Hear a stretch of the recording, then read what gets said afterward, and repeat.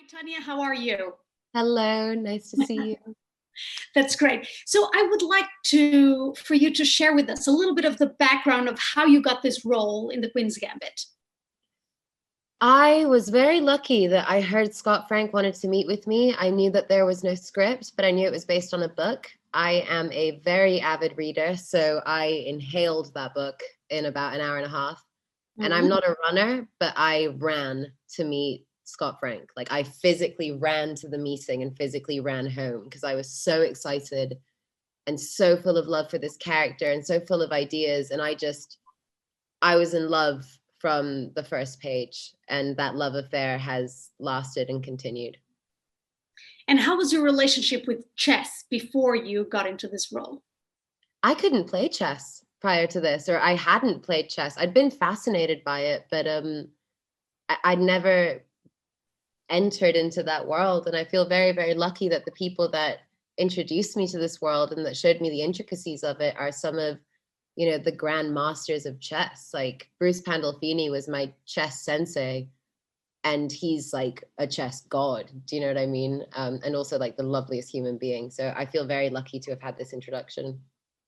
This is a role that really digs deep, I believe, in the psychology of a character and of this little girl that happens to be a prodigy. What did this role made you learn about yourself that you didn't know before?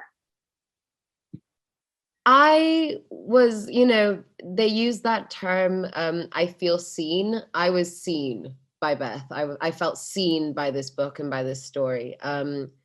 I very much connected to her sense of isolation and loneliness and her desperation to find a place where she fit in. For Beth, it's chess. For me, it's making my art. And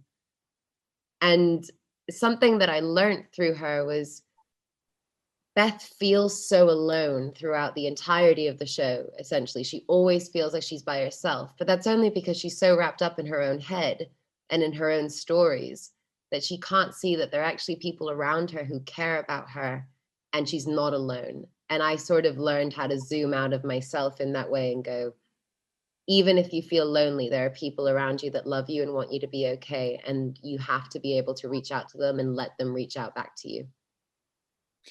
Anya, you have reached fame and recognition in acting quite young in your life. What are the biggest perks about it, and is there a negative aspect about it, or not at all?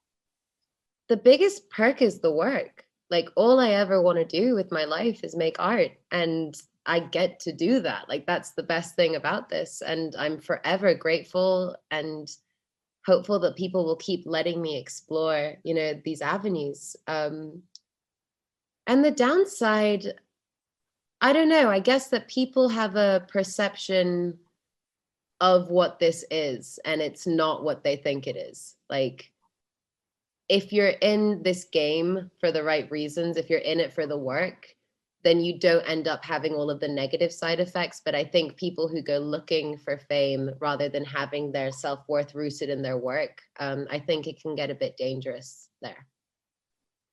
And going back to the set of the Queen's Gambit, how was the dynamic between all the actors and the crew? How would you describe that atmosphere?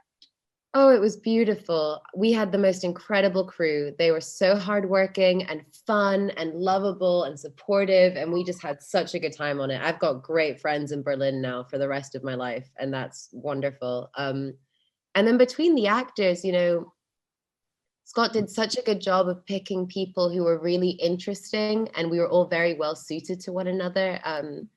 Each relationship that I got to explore through Beth was something that I really relished and enjoyed. There was no bum note. Everybody was wonderful and everyone was fun to play with.